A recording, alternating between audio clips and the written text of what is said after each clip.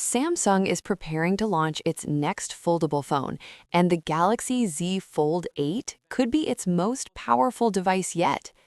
The Galaxy Z Fold 8 is expected to launch in July 2026 at Samsung's Unpacked event. The starting price is expected to be around $1,999 in the United States. The phone may feature an 8-inch main foldable display, a 6.5-inch cover screen, 120 Hz refresh rate on both screens. Samsung is also working on reducing the crease, making the screen look smoother and more premium. The device is expected to run on the Snapdragon 8 Elite Gen 5 processor with up to 16 GB RAM. This should deliver excellent performance for multitasking, gaming, and daily use. Leaks suggest a major upgrade with 200-megapixel main camera, ultra-wide and telephoto lenses.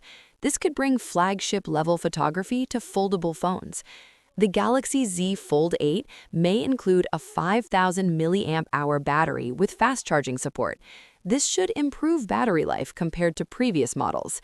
S Pen support is expected to return, making the phone more useful for productivity and note-taking.